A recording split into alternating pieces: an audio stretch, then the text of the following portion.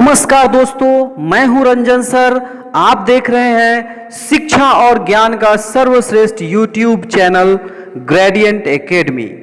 दोस्तों, आज के वीडियो में देखिए सामान्य विज्ञान का सर्वाधिक महत्वपूर्ण प्रश्न जो कि प्रकाश चैप्टर से लिया गया है। हमारे वीडियो में चुने हुए सभी प्रश्न प्रधान शिक्षक परीक्षा एवं CTET परीक्षा के साथ साथ सभी प्रकार के प्रतियोगिता परीक्षा के लिए काफी महत्वपूर्ण है। तो इस वीडियो को पूरा अंत तक जरूर देखिएगा दोस्तों, ताकि आपका कोई भी प्रश्न नहीं छूटे। यदि आप इस चैनल पर नए हैं तो चैनल को कर लीजिए सब्सक्राइब, और यदि वीडियो पसंद आए तो एक लाइक जरूर करिएगा दोस्तों। सभी प्रकार के वस्तुनिष्ठ प्रश्नों के PDF के लिए हमारे इस नंबर पर संपर्क करें 7091443130। दोस्तों, आपको पूरे सिलेबस के अनुसार टू द पॉइंट सर्वश्रेष्ठ सटीक PDF प्राप्त होगा दोस्तों। इस नंबर पे यदि आप संपर्क करते हैं तो सिर्फ 351 के पेमेंट में आपको प्रधान शिक्षक परीक्षा का फुल पैकेज मिलेगा। पूरी तैयारी होगी एकदम सिलेबस के अनुसार दोस्तों। तो जल्द से जल्द इस नंबर पे संपर्क कर लें। और आइए दोस्तों, इस वीडियो को शुरू करते हैं और बढ़ते हैं सबसे पहले प्रश्न की ओर। दोस्तों देखिए, हमारा आज का यह पहला प्रश्न है, निम्न में कौन प्रदीप्त वस्तु है? यहां इन 5 ऑप्शंस में से आपको बताना है कि कौन सी ऐसी वस्तु है जो प्रदीप्त है। तो जल्दी से हमें कमेंट कर बताएं अपना उत्तर। तो दोस्तों, प्रदीप्त और अप्रदीप्त वस्तुएं होती हैं। कुछ वस्तुओं के पास खुद का प्रकाश होता है, कुछ वस्तुएं प्रकाश उत्सर्जित करती हैं, जबकि कुछ वस्तुओं के पास उनका खुद का प्रकाश नहीं होता है तथा वो प्रकाश उत्सर्जित भी नहीं कर पाते हैं। तो यहां पे प्रदीप्त वस्तु बताना है दोस्तों। तो इसका सही उत्तर हो जाएगा ऑप्शन ए, सूर्य। सूर्य के पास खुद का प्रकाश है, सूर्य प्रकाश उत्सर्जित करता है, इसलिए सूर्य क्या है? प्रदीप्त वस्तु है। इसके साथ साथ कैंडल, बिजली का बल्ब, लालटेन, ये सभी प्रदीप्त वस्तुएं हो जाएंगे। टॉर्च, ये सभी प्रदीप्त वस्तु का एग्जाम्पल है दोस्तों। ठीक है, तो चलिए आगे बढ़ते हैं और देखते हैं दोस्तों यहां पे दूसरा प्रश्न, वह पदार्थ जो स्वयं प्रकाश उत्सर्जित करता है कहलाता है। बिल्कुल दोस्तों, जो वस्तु खुद प्रकाश उत्सर्जित करता है वो क्या कहलाता है? तो देखिए इन 5 ऑप्शंस में से तो इसका एकदम सही उत्तर हो जाएगा दोस्तों ऑप्शन डी, प्रदीप्त वस्तु। वो प्रदीप्त वस्तु कहलाता है दोस्तों। ठीक है, चलिए आगे बढ़ते हैं। आइए तीसरा प्रश्न देखिए, काफी महत्वपूर्ण, निम्न में कौन अप्रदीप्त वस्तु है? दोस्तों, पहले प्रश्न में हम लोग देखे थे कौन प्रदीप्त वस्तु है, जबकि इस प्रश्न में आपको बताना है कौन सा अप्रदीप्त वस्तु है। तो देखिए यहां पे इन ऑप्शंस में से आग से भी प्रकाश निकलता है, विद्युत के बल्ब से भी प्रकाश निकलता है, जुगनू से भी प्रकाश निकलता है, जबकि दर्पण है। ऑप्शन सी देखिए जो कि इसका सही उत्तर होगा। ऑप्शन सी में दर्पण है, दर्पण से प्रकाश उत्सर्जित नहीं होता है दोस्तों, इसीलिए इसका सही उत्तर हो जाएगा ऑप्शन सी, दर्पण। ठीक है, चलिए आगे बढ़ते हैं दोस्तों। देखिए चौथा प्रश्न है आपके स्क्रीन पे, मानव के सुस्पष्ट दर्शन की न्यूनतम दूरी होती है। अब यहां पे ये प्रकाश से काफी महत्वपूर्ण प्रश्न है दोस्तों, कई बार प्रतियोगिता परीक्षा में आया है, तो आगे की प्रतियोगिता परीक्षा के लिए भी ये काफी महत्वपूर्ण है। तो इस प्रश्न का सही उत्तर हो जाएगा ऑप्शन बी, 25 सेंटीमीटर। स्पष्ट दर्शन की एक स्वस्थ मनुष्य की अगर स्वस्थ आंख है तो उसका स्पष्ट दर्शन का जो न्यूनतम दूरी होगा वो होगा दोस्तों 25 सेंटीमीटर। ठीक है, आइए दोस्तों आगे बढ़ते हैं हम लोग, देखते हैं अगला प्रश्न। दोस्तों ये 5वां और काफी महत्वपूर्ण प्रश्न है, परावर्तन के कितने नियम हैं? ये 5 ऑप्शंस में से आपको बताना है 2, 3, 4, 1 कितने नियम हैं। तो इसका सही उत्तर है ऑप्शन ए, प्रकाश के परावर्तन के 2 नियम हैं, और दोस्तों अपवर्तन के भी 2 नियम हैं। परावर्तन के भी 2 नियम, अच्छे से याद रखिए इस बात को, और अपवर्तन के भी 2 नियम हैं। अब परावर्तन के कौन कौन से 2 नियम हैं?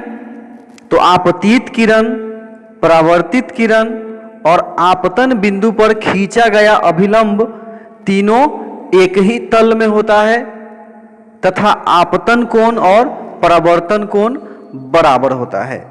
ये दो नियम हैं परावर्तन के। ठीक है दोस्तों, अब चलिए आगे बढ़ते हैं हम लोग। छठा प्रश्न देखिए, आंख में प्रवेश करने वाली प्रकाश किरणों को कौन नियंत्रित करता है? ठीक है दोस्तों, काफी महत्वपूर्ण प्रश्न परीक्षा के दृष्टिकोण से भी आई, वेरी वेरी इंपॉर्टेंट। तो इसका सही उत्तर हो जाएगा ऑप्शन ए, पुतली। पुतली नियंत्रित करता है कि आंख में कितना प्रकाश जाना चाहिए, इसको पुतली नियंत्रित करता है दोस्तों। आइए आगे बढ़ते हैं। सातवां प्रश्न देखिए, समतल दर्पण से बना प्रतिबिंब होता है। दोस्तों समतल दर्पण जिसमें हम लोग अपना फेस देखते हैं घर में, उसमें बना हुआ प्रतिबिंब कैसा होता है ये बताना है यहां इन ऑप्शंस में से। तो देखिए इसका सही उत्तर क्या हो जाएगा दोस्तों, ऑप्शन बी, आभासी। समतल दर्पण में बना प्रतिबिंब आभासी होता है। ठीक है, और ये वस्तु के आकार का होता है, जितनी बड़ी वस्तु होती है उतना ही बड़ा प्रतिबिंब भी बनता है दोस्तों। साथ साथ ये भी देखते चलिए, हो सकता है प्रश्न थोड़ा सा बदल कर आए। इसके साथ साथ जितनी दूरी पर वस्तु होती है समतल दर्पण में, उतना ही दूर पीछे की तरफ प्रतिबिंब हम लोगों को दिखाई पड़ता है दोस्तों। जैसे जैसे समतल दर्पण के पास जाते हैं वैसे वैसे जो प्रतिबिंब है वो भी पास आते जाता है। ठीक है, तो ये समतल दर्पण से बने प्रतिबिंब का कुछ गुण है। ठीक है, ये सब देखते चलिए। चलिए आगे बढ़ते हैं। आठवां प्रश्न देख लीजिए यहां पर, श्वेत प्रकाश कितने रंगों का मिश्रण है? काफी आसान एवं महत्वपूर्ण प्रश्न। श्वेत प्रकाश में कितने रंग होते हैं? तो इसका सही उत्तर हो जाएगा इस प्रश्न का ऑप्शन सी, 7 रंग। श्वेत प्रकाश 7 रंगों का मिश्रण होता है, जो कि आप लोग हिंदी में एक ट्रिक से याद करते हैं, बैनी आह पिनाला। बैगनी, नीला, आसमानी, हरा, पीला, नारंगी और लाल, ये 7 रंग हैं जो कि श्वेत प्रकाश में मिले होते हैं। जब प्रिज्म से गुजारा जाता है तो ये एक श्वेत प्रकाश 7 रंगों में बट जाता है, टूट जाता है दोस्तों। ठीक है, यह आ सकता है श्वेत प्रकाश के कितने रंग है इससे प्रश्न। इसके साथ साथ आ सकता है किसमें सबसे ज्यादा विचलन होता है। जब श्वेत प्रकाश 5 रंगों में बटता है तो सबसे ज्यादा बैगनी में, बैगनी रंग में सबसे ज्यादा विचलन होता है और सबसे कम विचलन होता है लाल रंग में। कौन रंग सबसे नीचे पाया जाता है? तो बैगनी।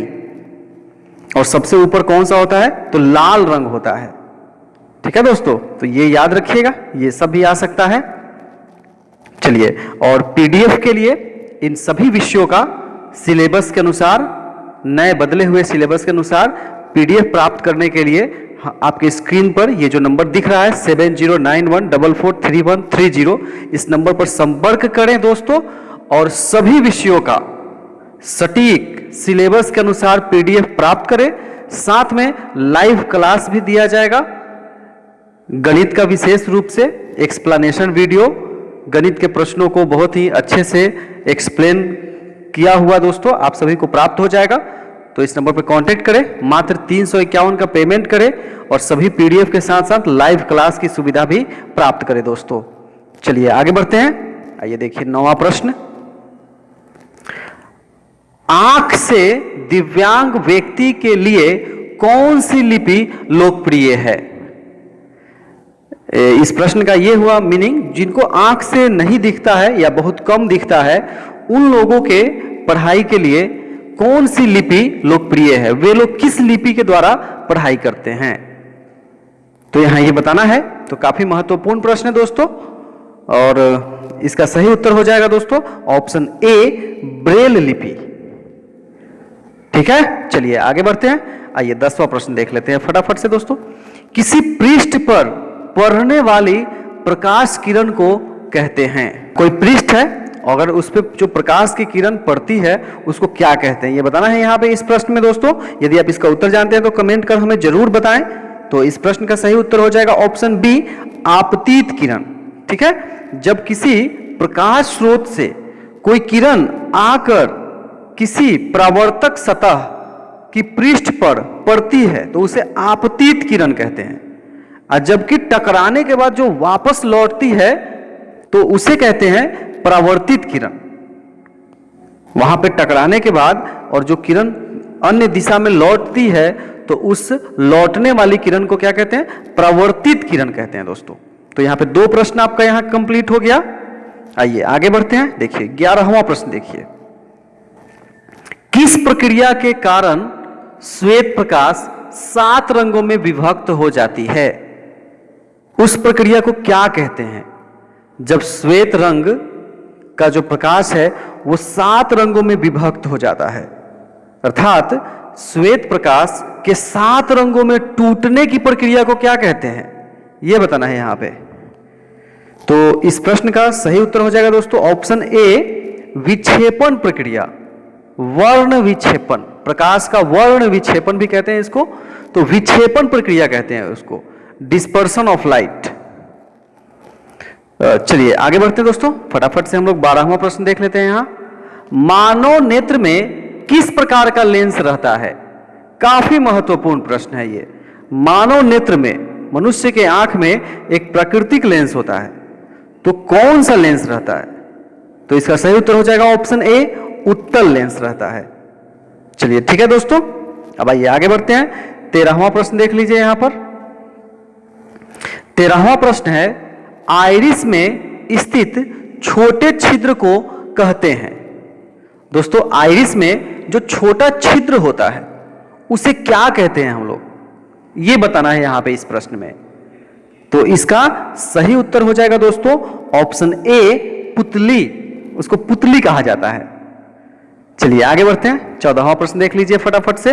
पूरा प्रश्न जरूर देखिएगा अंत तक वीडियो को, क्योंकि सभी प्रश्न काफी महत्वपूर्ण है परीक्षा के दृष्टिकोण से, विशेष रूप से प्रधान शिक्षक परीक्षा के दृष्टिकोण से काफी महत्वपूर्ण है, क्योंकि इसमें वर्ग 8 स्तर के प्रश्नों को लिया गया है।